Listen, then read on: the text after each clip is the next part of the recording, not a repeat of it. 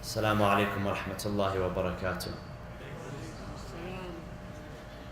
أعوذ بالله السميع العليم من الشيطان اللعين الرجيم. بسم الله الرحمن الرحيم. الحمد لله رب العالمين، والصلاة والسلام على أشرف الأنبياء والمرسلين، حبيب إله العالمين أبي القاسم المصطفى محمد.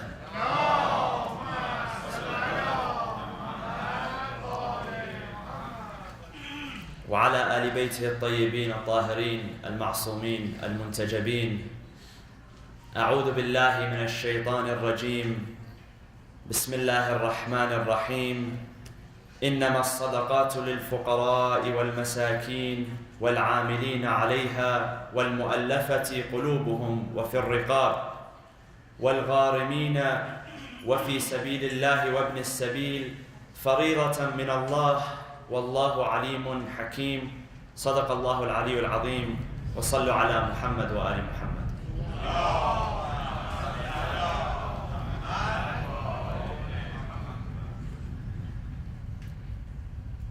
One of the significant battles which took place during the life of our Prophet Muhammad ﷺ was the Battle of Hunayn. The Battle of Hunayn is mentioned by its name in the Quran, in Surah At-Tawbah, chapter number 9, verse number 60. The Battle of Badr is also mentioned by name in the Quran. The Battle of Ahzab is also mentioned by name in the Quran. And then there are other battles which are mentioned, they are referred to but not by name, such as the Battle of Uhud and the Battle of Tabuk. Allah subhanahu wa ta'ala in Surah At-Tawbah speaks about what happened during the Battle of Hunayn.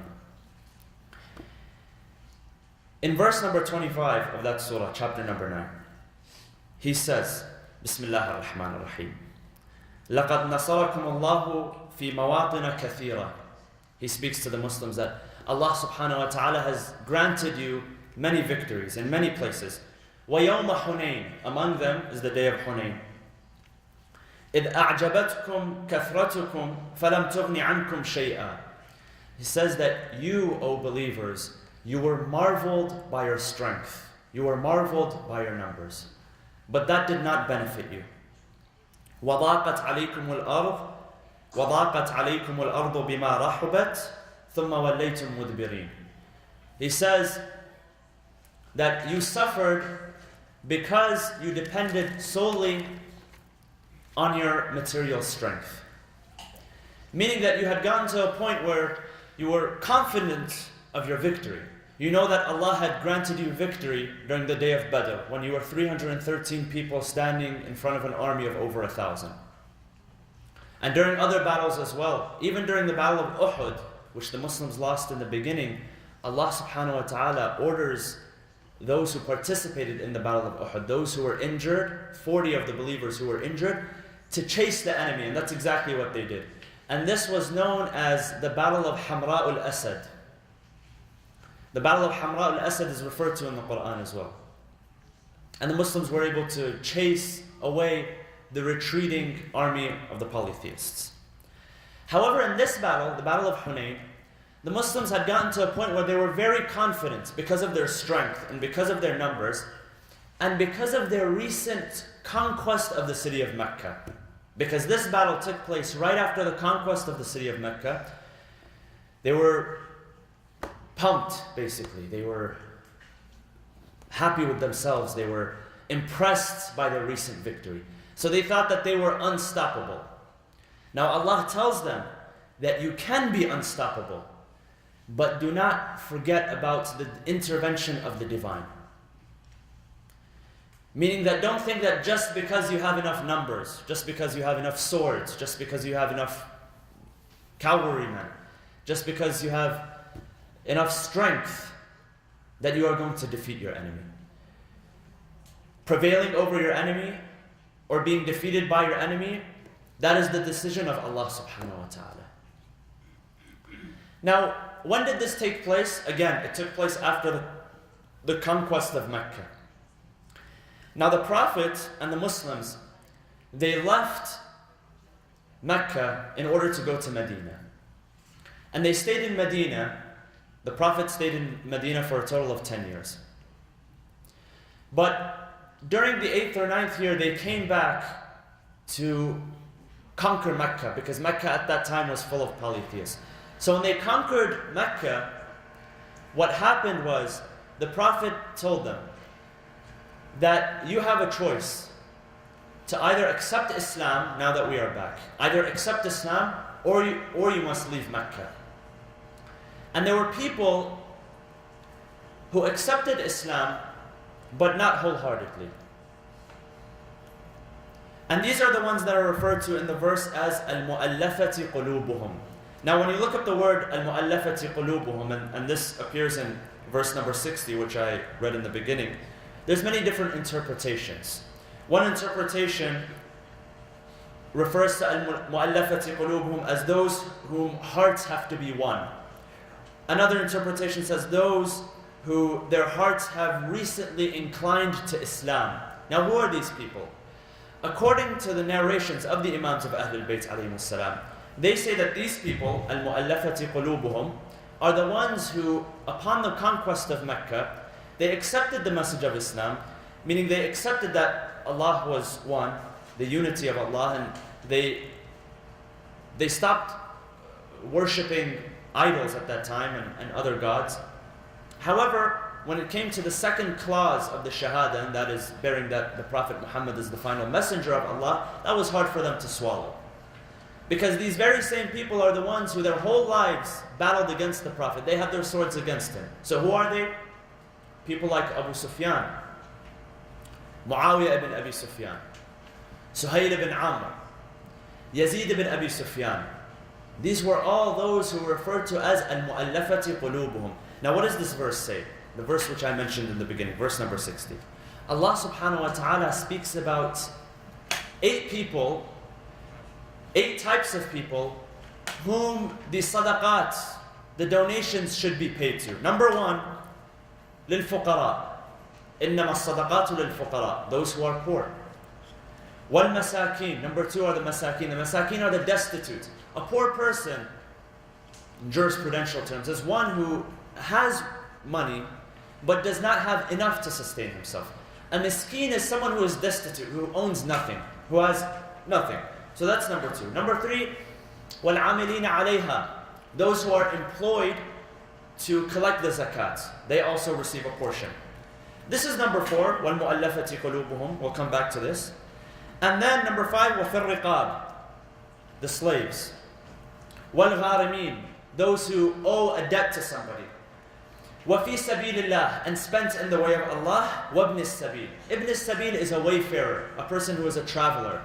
Usually travelers, when they would travel far distances, they would carry their currency with them, and especially if they went to an unknown land, where there were people whom they were not acquainted with, sometimes they would run out of funds. Now today everyone holds a credit card, alhamdulillah. Visa and MasterCard is accepted all over the world, even in Mecca. When you go to Mecca, as soon as you walk outside of Masjid al-Haram, you have stores which, on the front it says, we accept Visa and MasterCard. So there's no such thing as a wayfarer today, alhamdulillah. Everything can be purchased with plastic. But people used to run out of money. Allah says, فَرِيضَةً مِّنَ اللَّهِ, that these 8 types of people are the ones who are most deserving of the charity. Now, this verse speaks about charity in general. However, it is revealed among the verses of the Battle of Hunayn. So what happened after the Battle of Hunayn? The Battle of Hunayn was fought against a tribe by the name of Hawazin. The tribe of Hawazin were polytheists, and they lived in an area which was close to the area of At-Ta'if, about 10 miles east of Mecca today. And this entire tribe were polytheists. After the conquest of Mecca, when they learned that the Muslims were strengthening themselves, what did they do? They mobilized their forces in order to fight the Muslims. So they were 20,000 people, and the Muslims were now 12,000 people. And the Muslims had just conquered Mecca, something that was unfathomable before. When the Muslims were living in Mecca, they never dreamed of opposing the Meccans. Even when they first went to Medina, And that's why when they fought against the Prophet in the battle of, they fought alongside the Prophet in the battle of Badr and in the battle of Uhud, many of them were reluctant.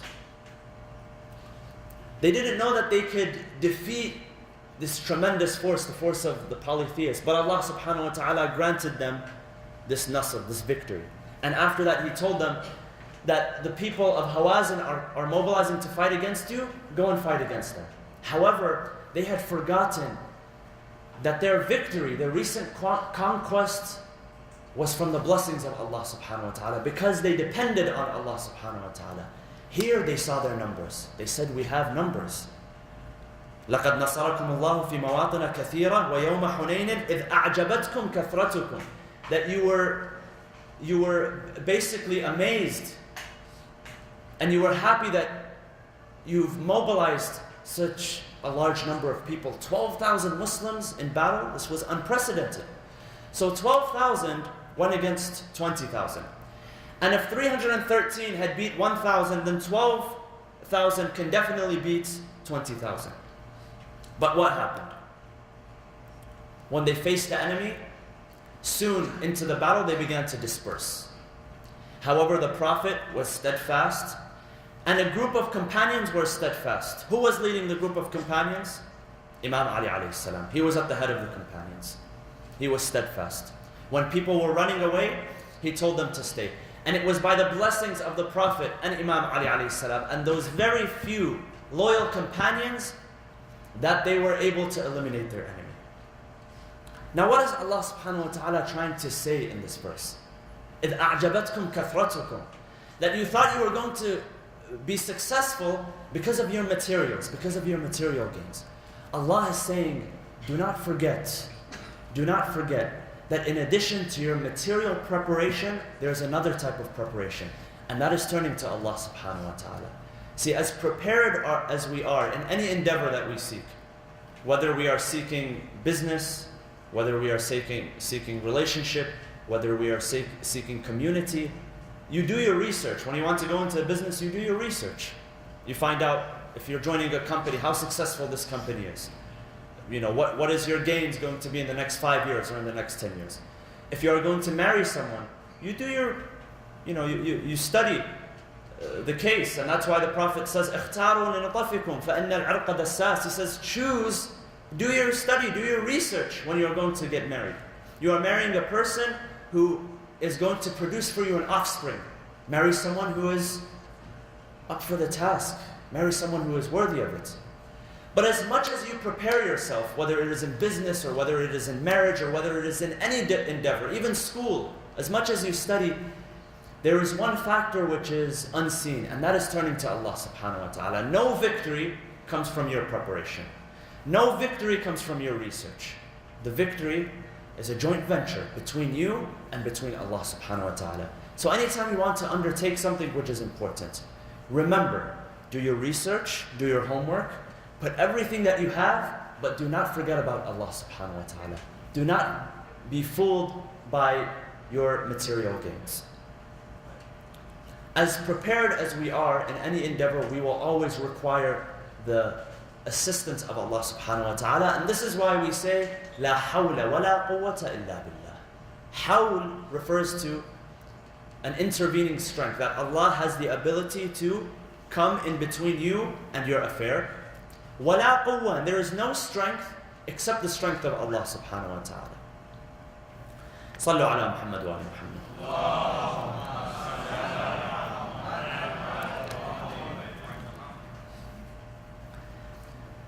Now after they were granted their victory, what happened?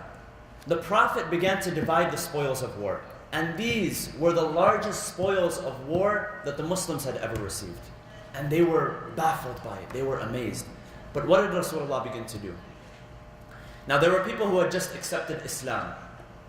People who were weak-hearted, such as Abu Sufyan, Muawiyah ibn Abi Sufyan. And by the way, the Prophet was not only a religious ruler and a political ruler. He knew strategy. He knew what was important. He knew what was important to the survival of the religion of Islam and what was important for the protection of the community of Islam. And he, as they say in colloquial language, he kept his friends close but his enemies closer. So as he was dividing the spoils of war, he began to give a larger portion to the people who had just accepted Islam. People like Abu Sufyan, people like Muawiyah ibn Abi Sufyan, people like Suhail ibn Amr. Ya Rasulullah, these people have turned against you. They led wars against you, they led battles against you, they cursed you, they ridiculed you, they made fun of you, they abused you in every way, shape and form. And now you are granting them more of a portion than you are to your companions who were there for you from day one, and to the companions who received you in Medina when you needed help. So they began to dispute amongst themselves. Some of the companions, not all of them. Among the companions who began to dispute were the Ansar. Who were the Ansar? The Ansar were the helpers, those who received Rasulullah when he left Mecca and he migrated to Medina. They were the residents of Medina, and they invited Rasulullah to come and teach the religion of Islam to them and to reside. Among them were very great people. People like Sa'd bin Ubadah. People like Abu Ayyub al-Ansari. Abu Ayyub, who today is buried in Turkey, he's buried in Istanbul, for those of you who have visited. Abu Ayyub was the man who Rasulullah was his guest for the first few weeks or first few months when the Prophet came to Medina, until they were able to build the masjid and a home for the Prophet. People like Abu Ayyub al-Ansari, people like Sa'd bin Ubadah, people like Nusayba bint Ka'ab. Nusayba bint Ka'ab was an old woman who traveled to Mecca with the group of Ansar before the Prophet migrated to tell the Prophet, Ya Rasulullah, we are ready to receive you. Little is known about this woman, but she is very, very honorable in her stance. When he came to Medina and when the Battle of Uhud took place, you know that in the Battle of Uhud, the Prophet participated. He himself, he fought inside the battle, and he sustained injuries. And people thought that the Prophet died. Many people thought that the Prophet died. And this is when the commotion broke out and Muslims lost the battle. Among the very, very few people who stood by Rasulullah on that day protecting him was Nusayba bint Ka'ab, a woman. She stood with her sword, an old woman. She said, I will protect Rasulullah till the death. This is a woman of the Ansar. Another man of the Ansar was Malik ibn Tayyihan, one of the very, very close companions of Amir al-Mu'mineen who died during the Battle of Siffin. These were great people. Their leader was Sa'd bin Ubadah. They turned to him, they told him, Ya Sa'd, go to Rasulullah and question him. Why is he giving these people who were polytheists yesterday and they've newly accepted Islam, why is he giving them more than us? Weren't we the people who supported him? So Sa'd goes to Rasulullah. He tells him, Ya Rasulullah, this is what the people are saying, that you are favoring these people whose hearts are weak to the people like us whose hearts are strong. So the Prophet turns to Sa'd. He says, Sa'd, do you share them in this opinion? You yourself? I know you are conveying a message, but do you share? So Sa'd, he turns to him, he says, Ya Rasulullah, I'm one of the Ansar. So he said, since you're one of the Ansar, gather all of them. I want to speak to all of them. So Sa'd gathers all of the Ansar. And he turns to them, the Prophet, and he says, O Ansar, is any of you missing? Is there anyone who is not attending? They say, no, everyone is here. He says, is anyone extra who should not be attending? They said, our nephews from our sisters. Now you know in Arabia it was a patrilineal society. So a nephew from a sister was not considered the same status. He was not considered a part of the family. He was considered a part of his father's family. They said, our nephews from our sisters. He said, that's fine, they are a part of your family. Do not consider them outside the family.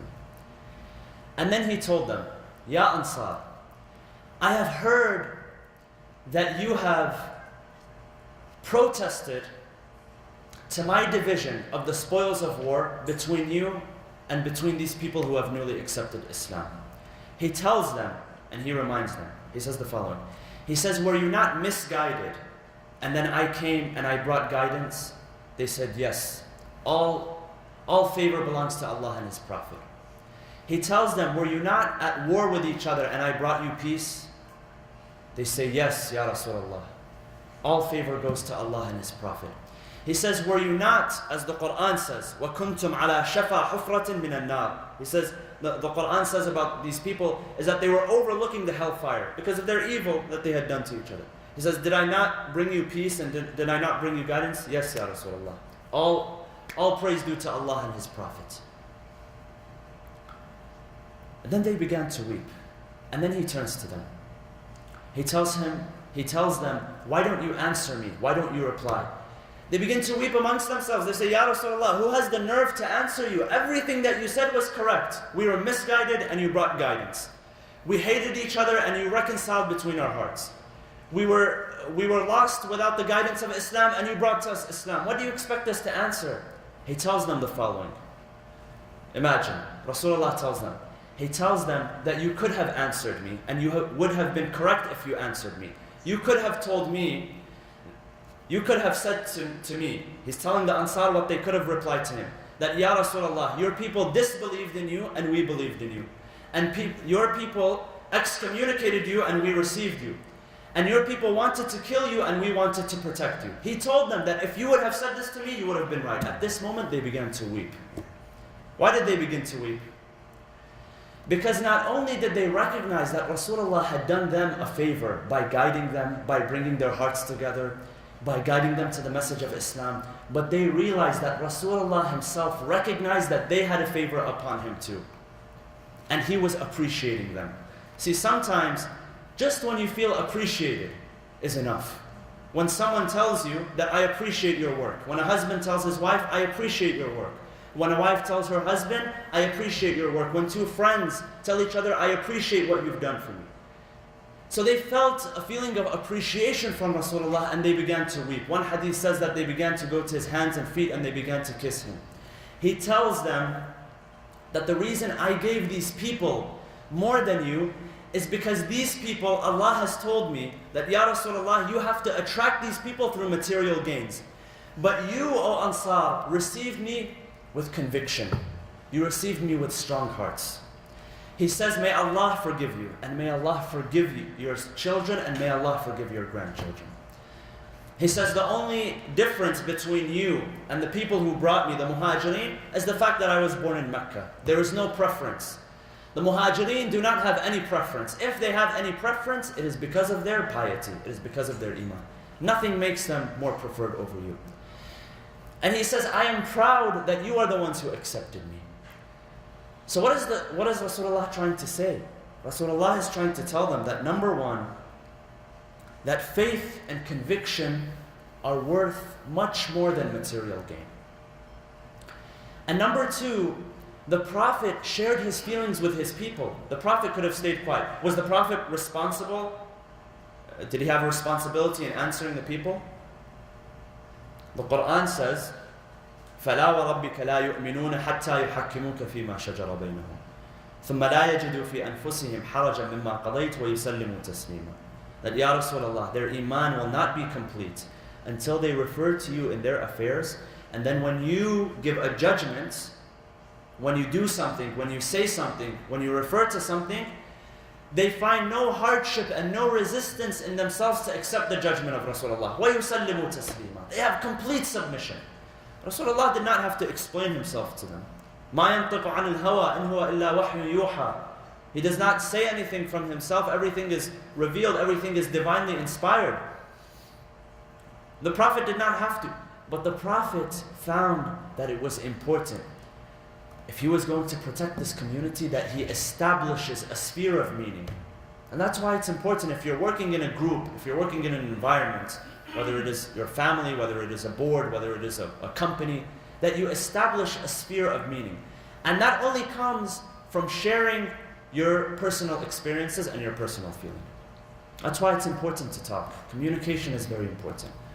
With your family members, with your friends, with your business partners, you speak to them. Now we live in an age of technology where people can send emails and they can send text messages, and that has its benefits, but that does not replace a phone call or a face-to-face conversation. A letter does not replace a face-to-face conversation, because when you're in front of someone, when you're speaking to someone, you're portraying what is inside of you. You know, there's an energy that you are giving off, and people can receive that energy. So Rasulullah established a sphere of meaning with these people. He wants to strengthen his sphere with them. Also, he wanted them to know that the conviction that they had in their hearts was priceless. The conviction that they had was it was insurmountable. It was something which could not be purchased with wealth. It was something which could not be purchased with anything. But those people whose hearts are weak, in order for the Prophet to ward off their evil, and even after the Prophet expelled them from Mecca, there was much evil to be done. And their evil came back many decades later. These same people that the Prophet had expelled, that had told them, اذهبوا فأنتم الطلقاء, you are the people who are expelled, people like Abu Sufyan and Muawiyah and Suhail ibn Amr. These people came and they sat on the minbar of Rasulullah, not 60 years later. And look at the damage and the evil that they inflicted on the message of Islam. But Allah subhanahu wa ta'ala told the Prophet, Ya Rasulullah, in order to temporarily relieve yourself of their evil, favor them. Favor them with donations. Give them something. And that does not mean that they are better than the Ansar. No, the Ansar have conviction. They have strong belief in Allah subhanahu wa ta'ala. They have strong belief in your message. Now, when we look at the ahadith which speak about this concept, the concept of faith being stable or unstable, there's a subchapter in the book Bihar al-Anwar which addresses two types of faith. One type of faith is referred to as mustawda, and the other is referred to as mustaqar. Mustawda means what? What does mustawda mean? Something which is borrowed. Mustawda is something which is borrowed. When you say wadi'a, what is a wadi'a? Wadi'a is a trust. In Islamic banking terminology, a trust fund is referred to as a wadi'a. A wadi'a. Mustawda, in the Arabic language, a warehouse is referred to as a mustawda. What is the function of a warehouse? Do people sell things out of their warehouse? No, they sell things out of their store. And when the inventory, when the supply runs low from the store, they borrow or they take from the warehouse. So the warehouse is somewhere which is temporary. The hadith is telling us that there's two types of faith. That which is unstable and temporary, and that which is solid, that which is well-rooted, that which is strong-founded. And it is permanent. Mustawda and mustaqar. Now, what type of faith did these people have? Was it solid? These people who the Prophet favored with monetary value. Was it solid? Or was it temporary? It was temporary. Now, what's the point in reminding all of this? How many of us say, I have a guarantee? Which one of us has the nerve? I begin with myself. The nerve and the audacity to say, I guarantee that my faith is solid. Nothing can shake my faith. I cannot say this. I stand in front of you and speak today, I can't say that. I cannot make this claim. But I can strengthen my faith. And I can ask Allah subhanahu wa ta'ala to grant me that faith, which is solid, which is strong, which is unshakable. And this is taken from the words of Amir al-Mu'mineen. He says some people have faith which is strong, it's stable, it's deep-rooted, it is well-founded. And some people have faith which is borrowed, it's unstable, it's temporary. There are also ahadith which describe this type of iman.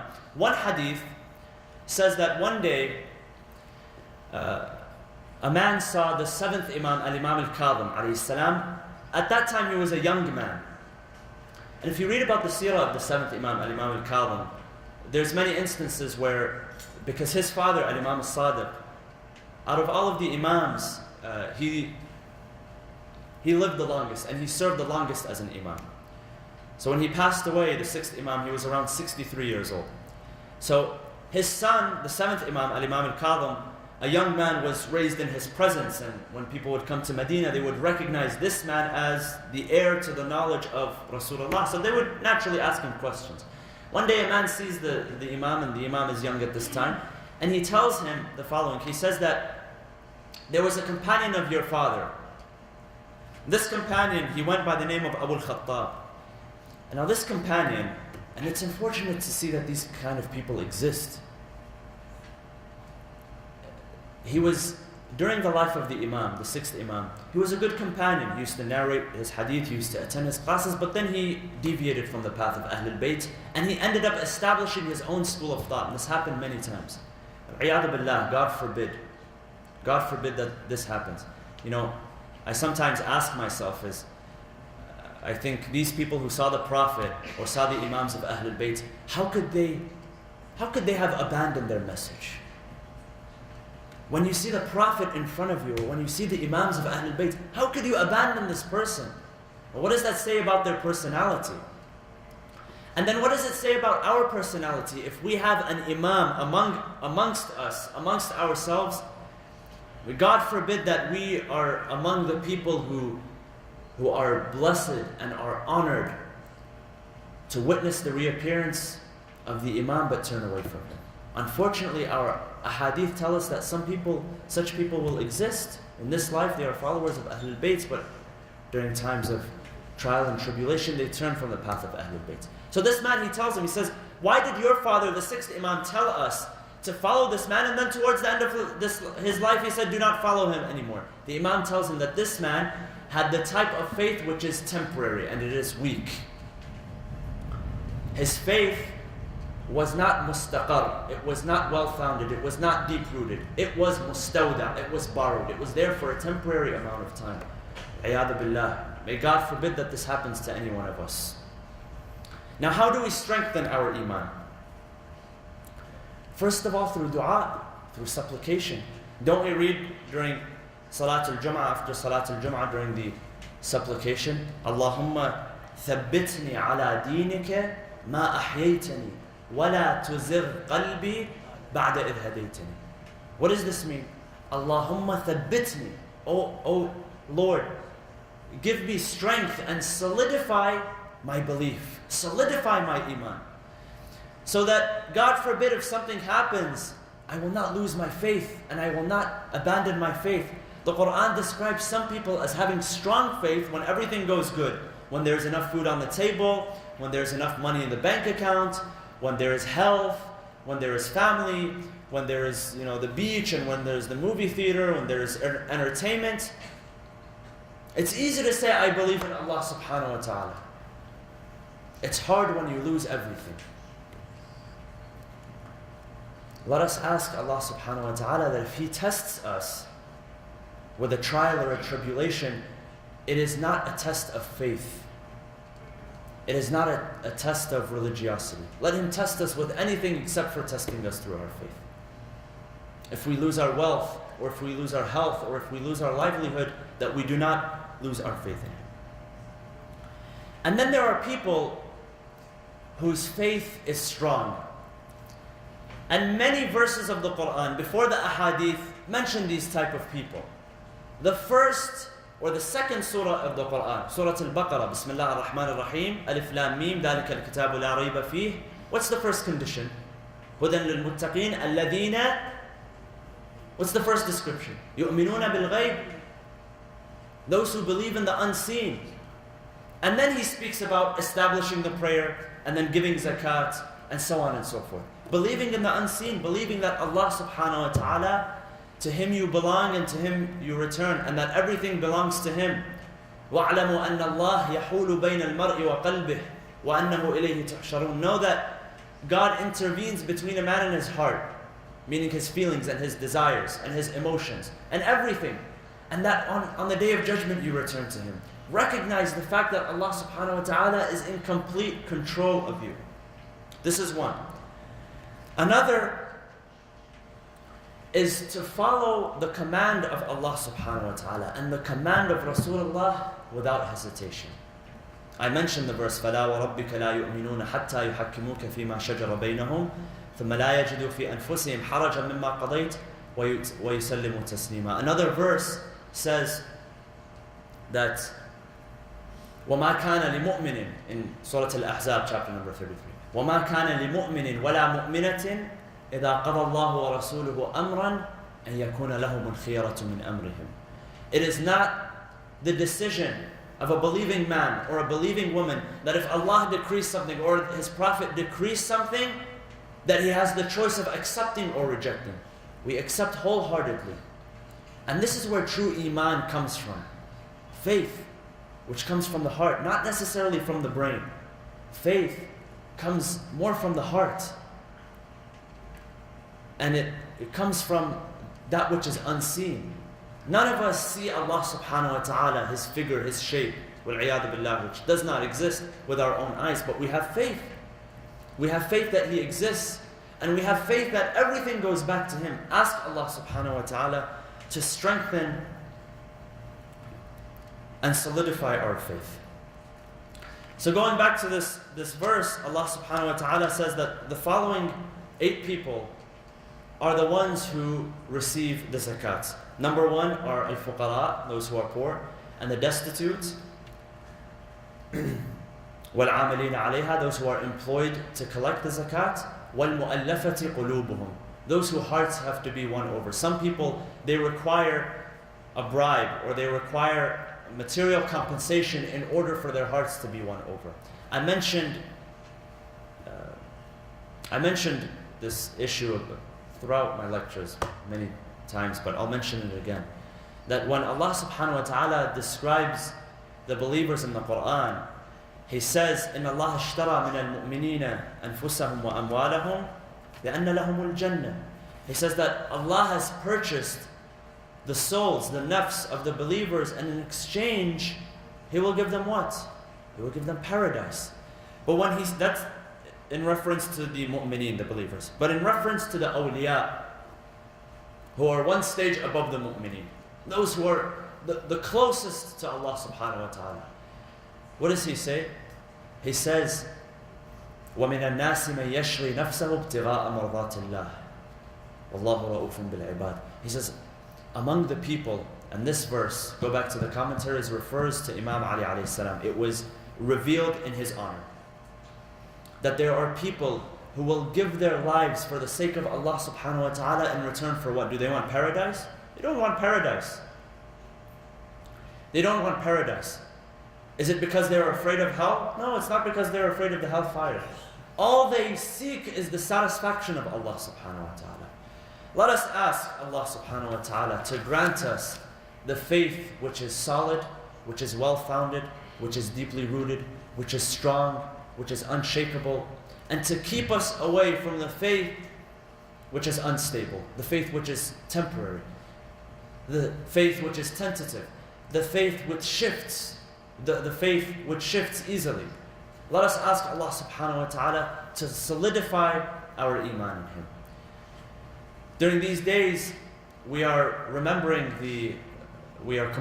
the martyrdom of the 5th Imam of the school of Ahl al-Bayt, alayhi salam, Al-Imam Muhammad al-Baqir alayhi salam. And Al-Imam al-Baqir alayhi salam lived during a time where the knowledge of Ahl al-Bayt, the knowledge of the Prophet Muhammad sallallahu alayhi wa sallam, was given a chance to prosper, was given a chance to re-emerge. And this is why the Prophet had bestowed upon him this name, Baqir, Baqir al-Ulum. Baqir refers to the one who splits through, meaning that he cuts through the knowledge, he breaks through the knowledge of Ahl al-Bayt alayhi salam, meaning that he reintroduces it after many years of tyranny, after many years of concealment. It is on a night like this that we remember him. We ask Allah subhanahu wa ta'ala to grant us the intercession of the Imams of Ahl al-Bayt. We ask Allah subhanahu wa ta'ala to grant us the intercession of their grandfather, Rasulullah sallallahu alayhi wa sallam. We ask Allah subhanahu wa ta'ala to solidify our iman in Him and in His Prophet and in the family of the Prophet. Bismillah ar-Rahman ar-Rahim. اللهم اغفر للمؤمنين والمؤمنات والمسلمين والمسلمات الأحياء منهم والأموات تابع بيننا وبينهم بالخيرات إنك مجيب الدعوات إنك قاضي الحاجات إنك على كل شيء قدير برحمتك يا أرحم الراحمين صلى الله وسلم على سيدنا محمد وعلى آل بيته الطيبين الطاهرين